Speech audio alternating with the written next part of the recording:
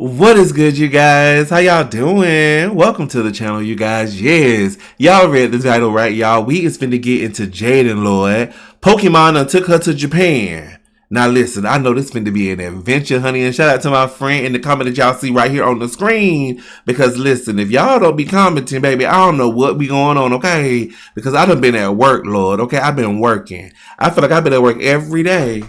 Okay, today's my first day off and I just been cleaning and organizing and rearranging stuff, y'all. And I said, let me sit down and shoot some videos, okay? And that's what we finna do, y'all. So listen, if you was not a backup singer, honey, before I press play, go ahead and become one. Smash that subscribe button as well as hit that bell to get notified when I upload brand new videos like this. And let's get into Jaiden, honey, in Japan. Here we go. Even when you feel low, you can still go. Even when you feel slow, you can still go. Even when there's no hope, you can still go. I never answer to no, man, I still go. Go, go, go, go, go. Alrighty, you guys, I got the video pulled up and I'm pressing play. Remember when Pokemon sent me every single one of their Gen 5 sitting cuties for me to rank? I actually do. They really liked that video. So much, in fact, that they said, hey Jaiden, awesome video. Why don't you come to Japan to watch the Pokemon 2023 World Championships? Our treat. You won't have to pay for your flights or hotel or nothing. Period. I've been to Japan once before in my entire life, and it was back in 2018 with my family. We did a bunch of fun little Japanese tourist things. It was a phenomenal trip, but ever since then, I've always wanted to go back and do all the awesome nerdy stuff Japan has to offer that I didn't want to bother my family with. At the time, they didn't even know who Luffy was. They would have been so lost. So when Pokemon extended their hand and offered to fly not only me, but Jacob out to attend the biggest Pokemon tournament in the world, I jumped for joy. Free trip to Japan! The tournament was only going on for a single weekend, but Jacob and I planned to stay there for 3 whole weeks to do a bunch of said extra nerdy stuff. We were pumped. Eventually the time came, Jacob and I were packing up all our stuff, and decided we both would bring an extra suitcase so we could treat ourselves a bit and buy a bunch of cool stuff while we're there. Don't judge us, we're anime and Nintendo loving impulse buyers going to Japan. I'm excited for them. We were being responsible. 2 extra suitcases was definitely gonna be enough. Yep. Equipped with our extra luggage, we headed off to the airport. Pokemon straight up gave us business class seats. We didn't ask for them or anything. So when we boarded, we realized we had the seats where you could lay down. There even was some sort of seat divider that acted like a car window, so I could roll it down and bother Jacob whenever I wanted. Quick little 11-hour flight later, and we were in Japan. It was time to have the best trip of our lives. I'm not joking. I had the most incredible trip and got to do things I won't ever forget. And I won't, because I've now plastered it onto the internet forever. We landed midday Japan time, so we decided to go to the first thing we wanted to see while abroad. Japanese McDonald's. I couldn't order anything except fries, but Jacob and I both dropped our jaws when we saw something called the Double Big Mac on the menu. I thought Americans already went big with the Big Mac, but Japan did the impossible, just to send a message. What a magical place. Let's begin with the next morning. Pokemon planned a bunch of cool stuff for the creators and partners they flew out, beginning with a group field trip to the Mega Tokyo Pokemon Center. Jacob and I woke up early for it. Oh, that's awesome. And missed the bus they had for us. Oh, shit. And it totally wasn't completely my fault entirely because I hypothetically didn't read the schedule correctly and was taking my sweet time getting ready. Why would you think that? So we had to take the trains on our own to get there. Anyone that remembers my first Japan trip knows the trains were me and my family's mortal enemy number 1. We kept getting it wrong and it was failure after failure the entire trip. You'd think that with all that prior experience and struggle, I would have grown as a Japanese train understander, right? Oh no. We got on the wrong train. But at least we were having a good time. After a lot of freaking out and mental strain and regrets, we finally arrived at our destination, and although by the time we got there they had already finished looking at the Pokemon Center, we were able to grab a quick snack with the group at the Pokemon Sweets Cafe. I meant to take a picture of the Pikachu waffle before I cut off its cranium, but I forgot, so this is what you get. Now that we were with the group, we were able to travel with them for the rest of the day, so we packed into the bus and headed off to a traditional tea ceremony where we were got taught all about how the tea masters would make tea and tea etiquette and all these things about the significance of tea in Japanese culture, all while getting to taste the tea master made. Again, I meant to take this picture before I took a chunk out of the little sweet they gave us, but here we are yet again. I'm just not that great at this. They also served us a really special lunch of super fancy bento boxes, like so fancy that the host was like, dude, I've never even had these bento boxes before. I was super excited, but I don't mean to be ungrateful or wasteful, but the box was full of super fancy, complicated fish and seafood. I knew going to Japan I'd have to be flexible with food because it's really hard to be vegan or even vegetarian there, so I really tried to eat as much as possible and look thankful.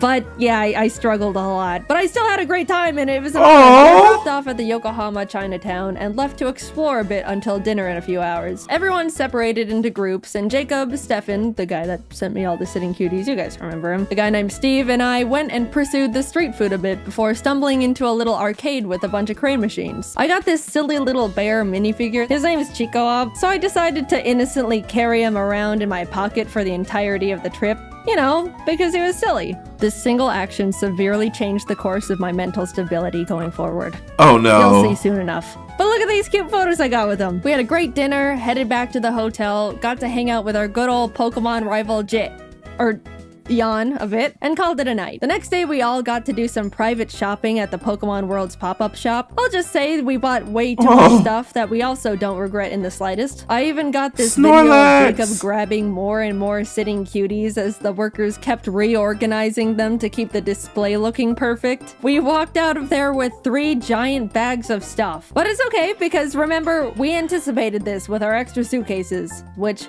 I am starting to wonder if they are going to be enough, but surely we will come down. We were then all taken to the creatures' offices. You know, just the place where they make Pokemon cards. It was gorgeous in there. They had these awesome sculptures of giant Pokemon cards with crystals, and all the walls were lined with 3D card art. It felt like I was in a building with a lot of significance.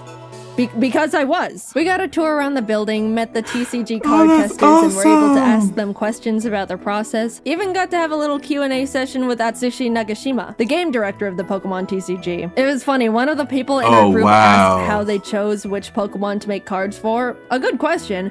And then followed it up with, I really like Mantike, but there's only 2 Mantike cards that exist. And the assistant pulled up a list of all the Pokemon Mantike cards that have ever been created, and sure enough, there were only 2. The director chuckled and was essentially like, yeah, sometimes Pokemon get lost in the cracks. We kind of just make cards of Pokemon I like. For example, my favorite Pokemon is Gengar.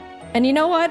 That actually makes a lot of sense. Also, we were able to have a Q&A session with the Pokemon card art director and 3 artists who actually draw art for the cards. That was super interesting, and I was so incredibly inspired by that discussion. But you know those Pokemon cards with the super cute clay art? That artist's name is Yuka Mori, and she was in that panel. I was so starstruck. Those are some of my favorite Pokemon cards. And not only that, but she hosted a little workshop for us where she gave us clay and taught us how to make little clay Magnemites like in this card here. Speaking of this card, she brought the actual original Magnemite for us to see. That was by far the coolest thing that I've ever gotten to be a part of. We got to meet a piece of genuine history. I felt like I was meeting the president. Also, here's me and Jacob's Magnemites that we made. Those are so Pokemon cute! Field trip, and we were taken to another Pokemon Center, this time in Shibuya, which was also right across from a Nintendo store.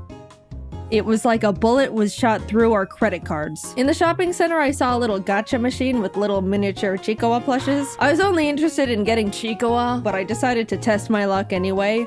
And I got him first try! Now I had 2 of them. Yes, the original was still in my pocket. You can safely assume he is in my pocket for the entirety of this video. I've got pictures to prove it. Jacob snapped this awesome picture of the Chikoa brain rot taking over. When we were looking around in the Shonen Jump shop, a little Japanese boy pointed at Jacob and went, Sanji-san, before his mother quickly yanked him away, and I still to this day laugh at that interaction. Poor kid saw his first blonde guy in real life and immediately thought it was Sanji. Later that day, we also got to attend the Pokemon Symphony, where a live orchestra played Pokemon songs, and it was absolutely incredible. Video game orchestras are so cool. It always tugs on my heartstrings to see video game music transformed into such a beautiful new art form. Highly recommend attending one if you have any favorite games or franchises. On to the first day of Worlds. It was exciting, people flooded into the venue, we watched the opening ceremony in the crowd. Just wow. This is the whole reason why we're here. We went back to shopping. Look at this cute little Chihuahua book I found in a nearby bookstore. At this point, we were absolutely pushing it in terms of luggage space, and we were day 4 into a 2.5-week trip. Our shopping sprees until this point were very not frugal, so we cut our losses and bought 2 extra giant suitcases to fit everything better. Okay, we knew we were gonna need extra suitcases. Getting a few extra couldn't hurt. Look, the flights were paid for. We were still saving money at this point, I think. That's my rationalization. I'm going with that. Also in the mall were tons of Pokemon monitors straight up playing the World Championships. TCG, Pokemon Go, VGC. Japan treated Worlds like it was the Super Bowl. And it was just so cool to see one of my main interests so culturally celebrated. People of all ages would stop by to watch for a bit before going back to their shopping. I can't explain it, but it just made me very happy. We even got to see Wolfie live on the monitors. How'd he do? He did great. Don't worry about it. Nothing happened. Look, we were just happy to see our friend on the Pokeball screen. Proud of you, Wolfie. You're so cool. The second day of Worlds was hype. So hype that we left Yokohama and flew to Osaka. I haven't mentioned it yet, but we actually got tickets to see the one and only Hatsune Miku live in concert. The real ones know how huge that is for me. I want to talk about how life-changing that was, but I'm gonna make a whole separate video about that experience I'll be posting next. All I'm gonna say is it was the best day of my entire life. Yay! Subscribe now before you miss it, just saying. I will mention, we did have to take the train to get back later that night and got super lost again. And we never get better at it. Don't expect anything to change in that regard. We did finally get back to Yokohama, crashed for the night, and had a nice slow morning as we got ready for finals later that day. To any One Piece fans who are caught up, we were in Japan for the One Piece anime episode. You know what I'm talking about.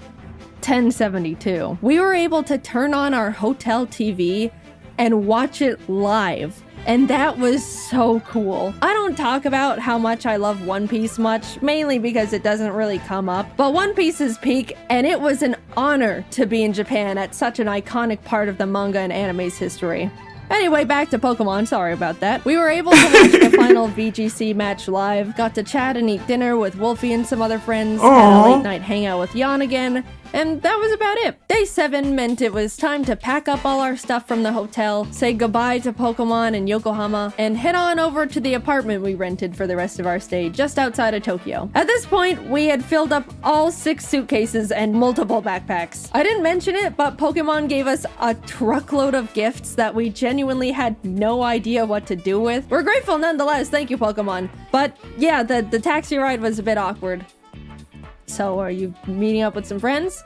Oh, damn. No. After we got situated in the new place, we decided to look around the area and grab some lunch. And I gotta say, the little hole-in-the-wall restaurant Jacob found was some of the best ramen I've ever had, ever. They even made it vegetarian for me, which was extremely kind of them. Food modifying is a bit tricky in Japan compared to the States, so I was very, very thankful. And it was delicious. We then proceeded to do absolutely nothing for the rest of the day because we were exhausted from the trip so far. I haven't mentioned absolutely everything we'd been doing on the trip because it would be a lot of, first we did this and it was cool, then we did this and it was cool. Even though it was such a pleasure to be invited, I was so dead and definitely looked super not approachable or friendly to the rest of the group by the end of it.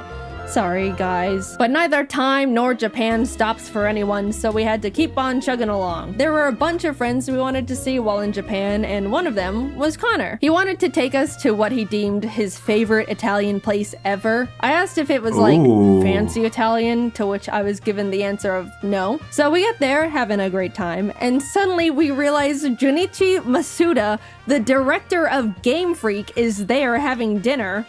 Not a fancy dinner, my ass. I then look down to see the Freddy Fazbear FNAF t-shirt that I am wearing. Not the best Jaiden moment to exist, but hey, what can you do? The food was phenomenal though. I already mentioned the best ramen I've ever had while on the trip, but this was genuinely the best pasta I've ever had in my entire life. Maybe even a top 3 meals ever for me. I don't know what the other two would be, but that Connor place is definitely up there. The next day we went to the One Piece store in Shibuya and bought a lot of stuff because there was a lot of topical and hype things in there, as you could imagine. If you don't get it, go catch up and come back. Don't worry, it won't take too long. My favorite character is Mihawk, but out of all the stuff the store had to offer, there were only a few stickers and a single keychain from Mihawk. I'm so sorry about that one. I just want more Mihawk. Is that too much to ask for? Even this guy got better merch. The world's greatest swordsman deserves better.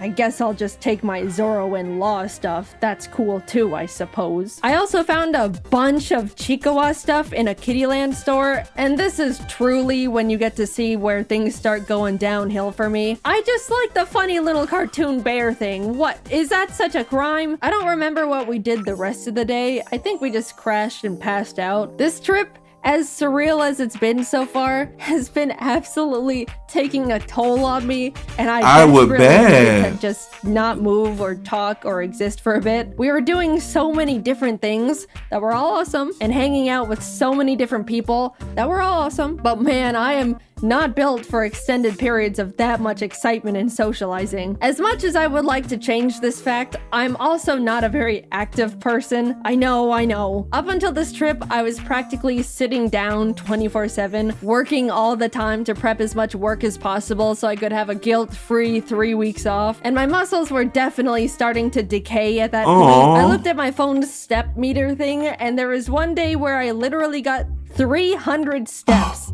That's pathetic. And suddenly, I'm logging over 20,000 daily. My body was screaming. What the hell are you doing out there? Please stop. Plus, we were in Japan during the hottest, most humid time of the year. Every time we left the air-conditioned luxury of a building, we would immediately be drenched in sweat. Look, I'm used to the heat. I grew up in Arizona, but even this was too much. So yeah, crash and burn it was. Tokyo Disneyland was a bit underwhelming. It felt like a slightly worse version of the one in California because of the oddly spaced layout and surprisingly empty vibe. We did go to a Stitch-themed show thing, and as we were walking in, a worker stopped us and said, "Oh, excuse me, Stitch only speaks Japanese," like warning us it's not super tourist friendly. But I just think the statement of Stitch only speaks Japanese is hilarious. We went in anyway, and yep, Stitch only spoke Japanese.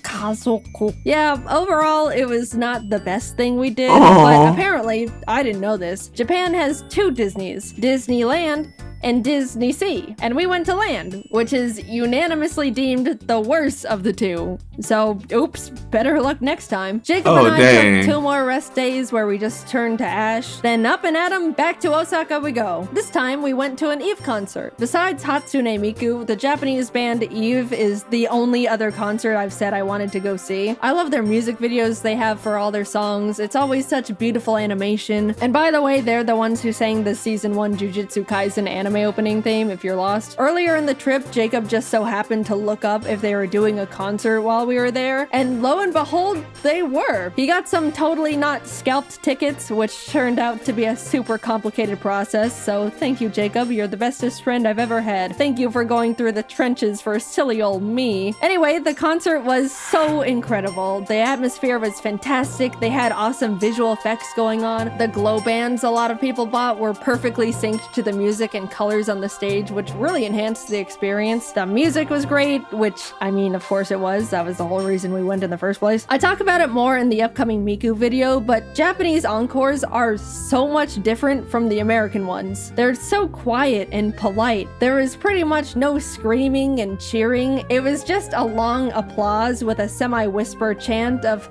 "Encore! Encore!"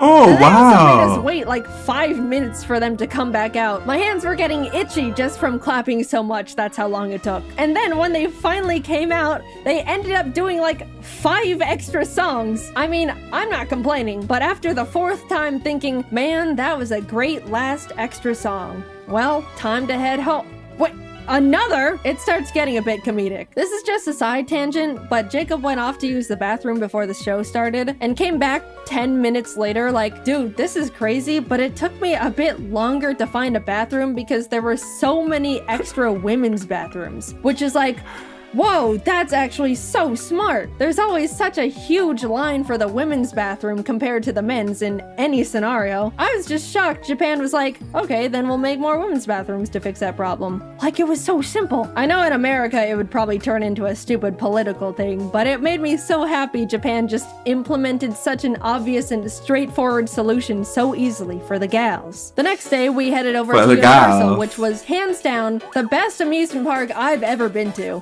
So they can do amusement parks well. First of all, Universal Japan is way more anime and manga focused than the ones in the States, which made it instantly more engaging for me. Jacob and I both agreed we would window shop for the first part of the day, and then buy all the things we wanted as we were leaving so we wouldn't have to lug around a bunch of bags all day. But we immediately saw a little One Piece shop and cracked. We just wanted to wear these One Piece headbands. That's rule-breaking worthy. We also got some towels because, surprise, surprise, it was freaking hot. I know I've been complaining about the weather here and there, but my lord, it was miserably scorching. Japan has such a big culture around staying cool while outside, and I totally get it now. People would be walking around with little fans, ice packs, towels. A lot of women had parasols. I'll say, if we didn't get those towels, we probably could have passed out from heat stroke that day. Later on, I even ended up getting another towel. It was a cute Pikachu one, but I got it mainly because it was a cloak design. After soaking that thing in cold water and putting it on, my body temperature instantly lowered like 5 degrees.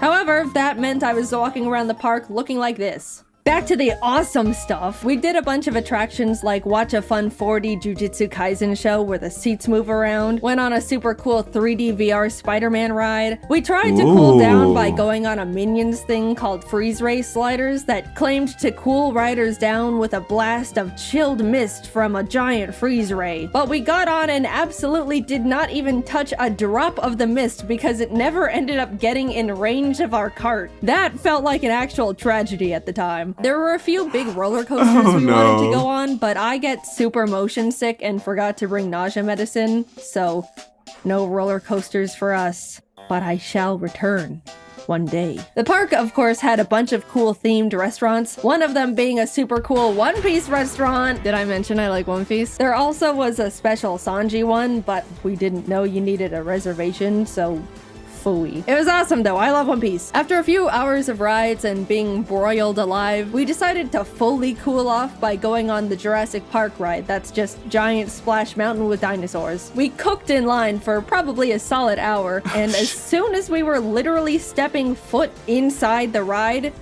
it started pouring rain. Now that's just not fair. I don't even understand how that happened. Oh no.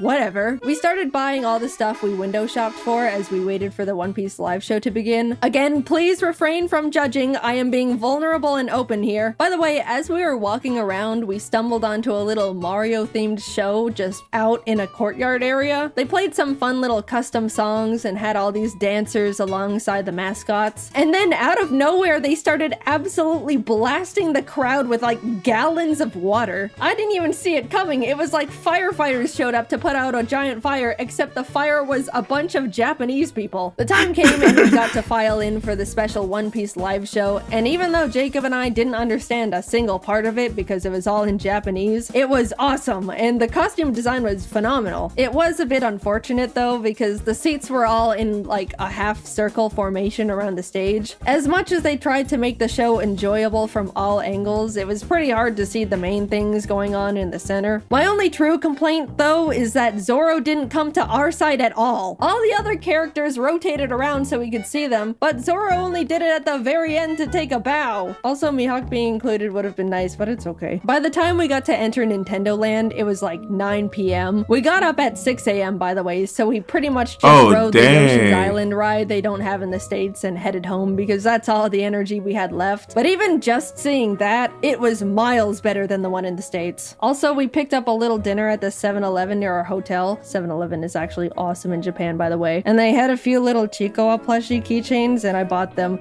Just being transparent here. We woke up early the next morning to catch our flight back to Tokyo and hurried over to the Kirby Cafe. Emily actually booked the reservation for us. She was meant to also be there, but she was only able to get 2 seats and gave them to us as a gift. Aww. Emily, I will always be indebted to you for your sacrifice. The cafe itself was so well decorated with all these little Kirby things, and the menu was adorable. I got the star curry and a magical little fruity drink with a Kirby marshmallow that triggered my cute aggression. Jacob got the pizza and a Kirby burger, but since he made modifications, the staff asked him to not post a picture of the burger to the public. Like, they didn't know he was a content creator or anything. I guess they just didn't want the public to see a naked Kirby burger. We also both got desserts. I already decided I was gonna consume the Kirby. The presentation was beautiful. It was literal art on a plate. Taste-wise, it was decent. The body was some sort of gelatin, which I wasn't too crazy about, but the rest was super tasty. I did my best, but he ended up looking like he was in a horrific accident when I threw in the towel. The cafe also has a special little private store connected to it.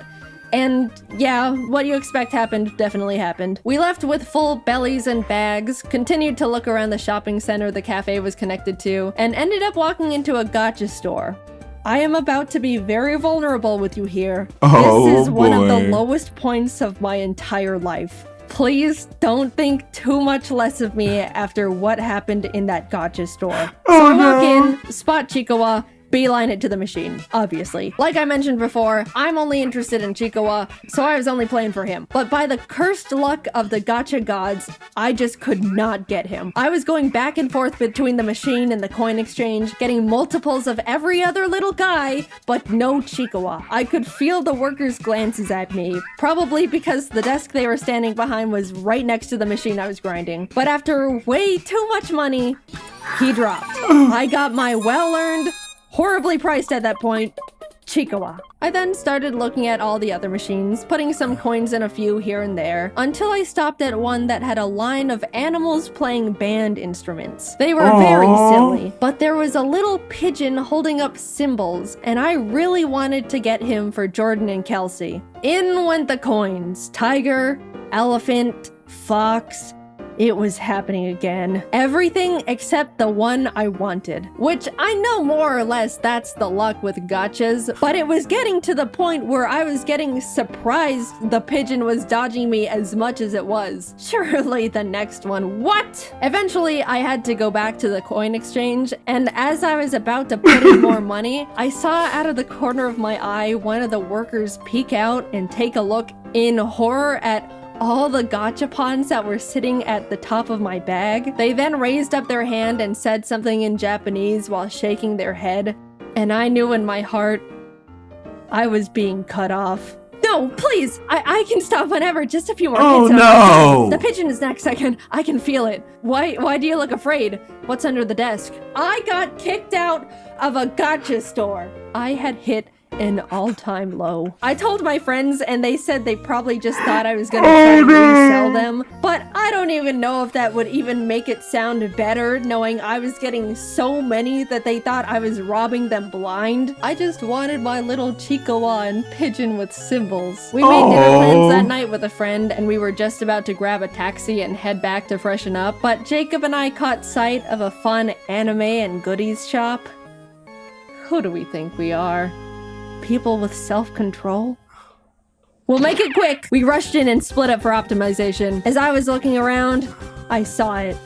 A whole section dedicated to Chikawa. It was like someone put a freshly baked pie on a windowsill, and I was suddenly floating over to it. My eyes were zoned in, making sure I saw every single thing possible, putting Chikawa after Chikawa in the basket. Jacob eventually came over and showed me a picture he took on his phone. In my tunnel vision, all my eyes registered was that the picture showed more Chikawa in the store. I immediately went feral. Where? Jacob's eyebrows went up in surprise and maybe a bit of fear. And as I looked at the photo again, I realized Jacob wasn't showing me a picture of a different Chikawa section.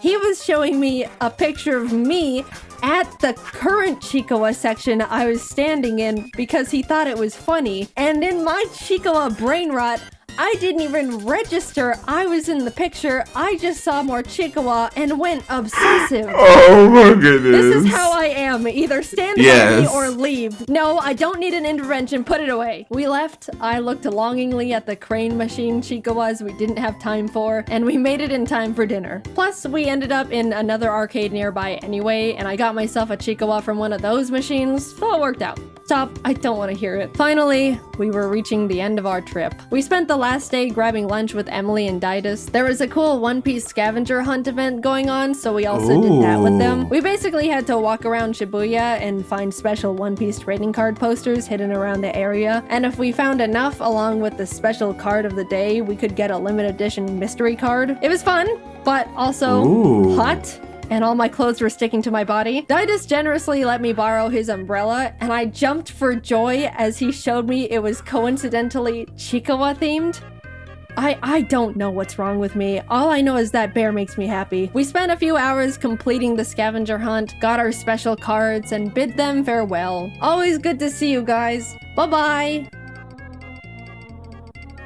I accidentally stole Didus' umbrella. It looked so calculated. They knew how much I was obsessed with Chikawa. They'd been watching my Instagram stories. Follow if you want to see brain rot in real time. Emily, I have the Chikawa umbrella. I didn't mean to steal it, I promise. It's not what it looks like.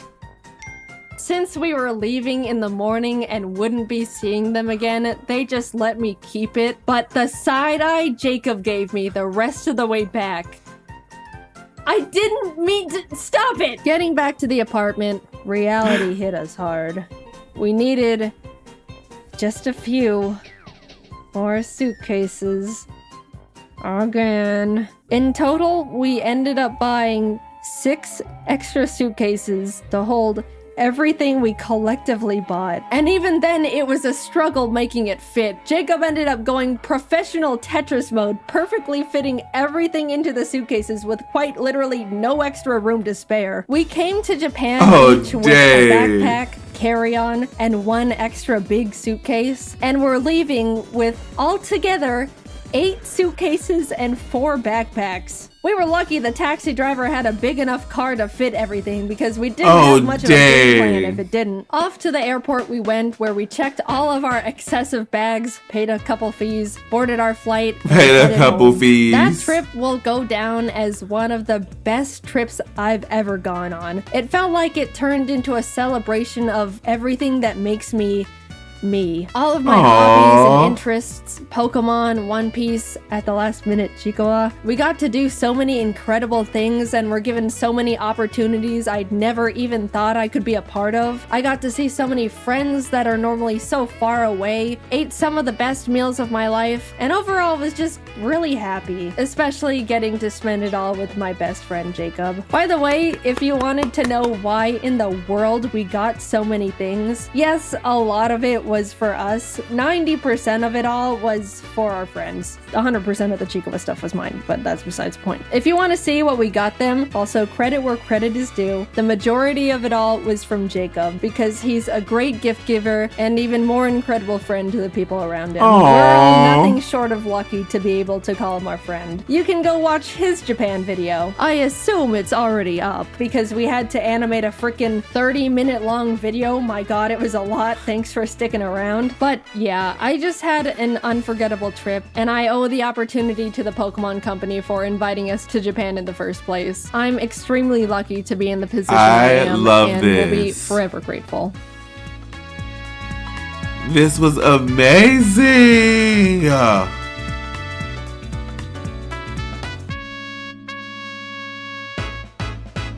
Period. I am here for it, honeys. I loved it.